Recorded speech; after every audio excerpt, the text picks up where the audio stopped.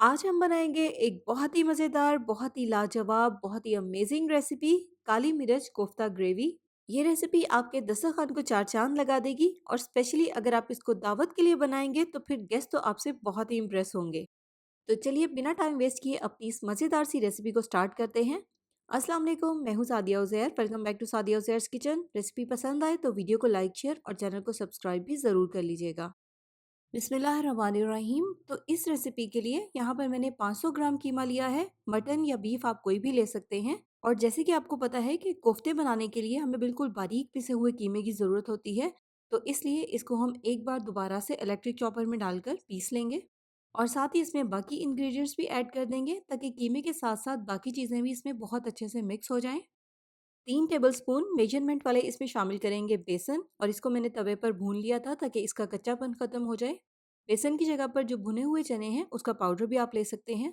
इसके अलावा इसमें शामिल होगा एक अंडा, एक बड़े साइज का प्याज जिसको मैंने बिल्कुल बारीक बारीक चॉप कर लिया है, एक चाय का चम्मच अदरक लहसुन का पेस्ट, एक चाय का चम्मच भुना और कुटा हुआ जीरा, एक चाय का चम्मच या हस्बे जायका नमक, एक चाय का चम्मच धनिया पाउडर, एक चाय का चम्मच काली मिर्च का पाउडर, आधा चाय का चम्मच गरम मसाला पाउडर, 3 से 4 हरी मिर्चें।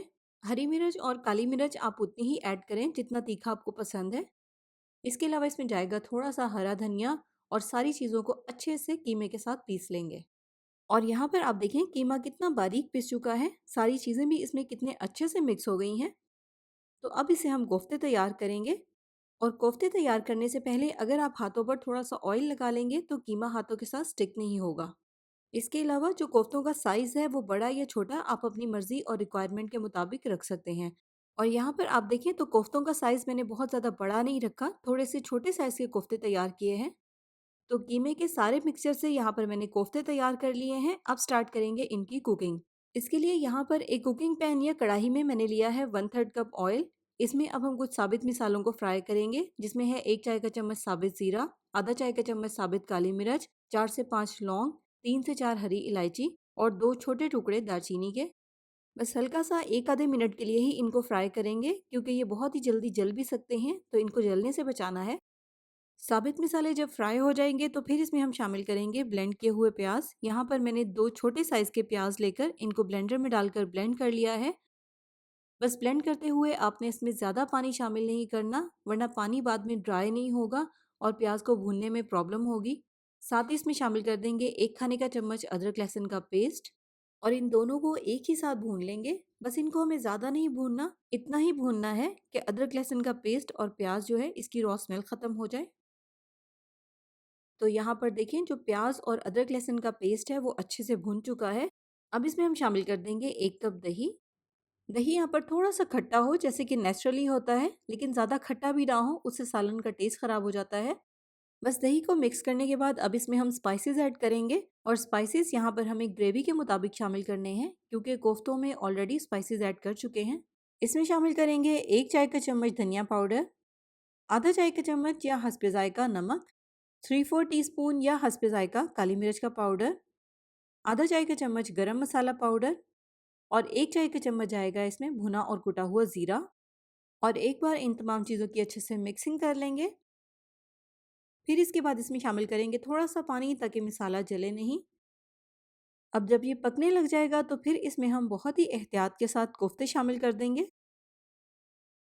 अब आपने इसमें चम्मच बिल्कुल भी नहीं चलाना क्योंकि कोफ्ते बहुत ही सॉफ्ट हैं, टूट सकते हैं या इनकी शेप ख़राब हो सकती है। बस इसको कवर कर देंगे और फ्लेम को बिल्कुल हल्का करके 5 से 10 मिनट के लिए इसको हल्की आंच पर पकने देंगे ताकि कोफ्ते थोड़े से सॉलिड हो जाएं। तो हल्की आंच पर यहाँ पर मैंने कोफ्तों को 10 मिनट तक पकाया है और कोफ्ते बहुत अच्छे से सॉलिड हो चुके हैं। अब इसमें हम अगर चम्मच चलाएंगे तो ना तो ये टूटेंगे और ना ही इनकी शेप खराब होगी। तो इसलिए अब हम लगातार चम्मच चलाते हुए इनकी अच्छे से भुनाई करेंगे ताकि गोश्त की जो भी रॉ स्मेल है वो ख़त्म हो जाए और जो स्पाइसेस हमने ऐड किए थे वो भी अच्छे से पक जाएं। तो कोफ्तों की यहाँ पर अच्छे से भुनाई हो गई है। आप देखें अभी ये अंडर कुक है लेकिन फिर भी कितने मज़े के लग रहे हैं। तो बस भुनाई करने के बाद अब इसमें हम शामिल कर देंगे 1 कप पानी, मिक्स करेंगे और इसमें बॉयल आने देंगे। तो बस अब इसके नीचे फ्लेम को हल्का कर देंगे और इसे कवर कर देंगे। कवर करके हल्की आंच पर इसको 20 से 25 मिनट के लिए पकने देंगे ताकि कोफ्ते मुकम्मल तौर पर पक जाएं।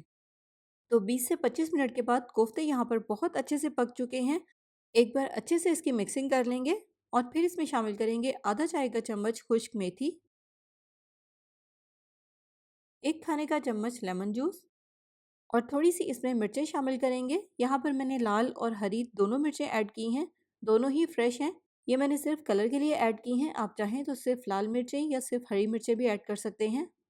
इसके बाद इसमें शामिल करेंगे थोड़ा-सा बारीक कटा हुआ हरा धनिया। अगर ग्रेवी यहाँ पर आपको थिक लगे तो आप इसमें थोड़ा-सा पानी भी शामिल कर सकते हैं। अपनी मर्ज़ी के मुताबिक ग्रेवी को जितना पतला या जितना थिक करना चाहते हैं, आप कर सकते हैं। अब बिल्कुल लास्ट में इसमें शामिल करेंगे 2 से 3 खाने के चम्मच क्रीम और क्रीम आपने तभी ऐड करनी है जब आपने इसको सर्व करना है। सर्व करने के लिए जब आप इनको गर्म करें तो साथ ही इसमें क्रीम ऐड करके 1 आधे मिनट के लिए इसको थोड़ा-सा पका लें। इसके अलावा ग्रेवी की थिकनेस भी यहाँ पर आप नोट कर लें, इस तरह की थिकनेस होनी चाहिए। ज़रूरत हो तो आप इसमें 1-2 टेबलस्पून पानी भी शामिल कर सकते हैं। यहाँ पर मैंने भी इसमें थोड़ा-सा पानी ऐड किया है। इससे ज़्यादा हमें इसको पतला नहीं करना या इससे ज़्यादा भी हमें ग्रेवी नहीं बनानी, जैसे कि रेगुलर कोफ्तों की ग्रेवी बनाई जाती है। ये काली मिर्च वाले कोफ्ते हैं, तो ग्रेवी की इस तरह की क्वांटिटी और थिकनेस बिल्कुल परफेक्ट रहेगी।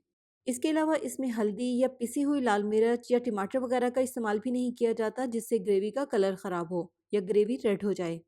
तो ट्राई करें, बहुत ही मज़े की रेसिपी है। रेसिपी के मुतालिक कमेंट करके फीडबैक भी ज़रूर दीजिएगा। जाते-जाते वीडियो को लाइक, शेयर और चैनल को सब्सक्राइब भी ज़रूर कर लीजिएगा। अपना बहुत सा ख्याल रखिएगा, दुआओं में याद रखिएगा। Thank you for watching. Allah हाफ़िज़।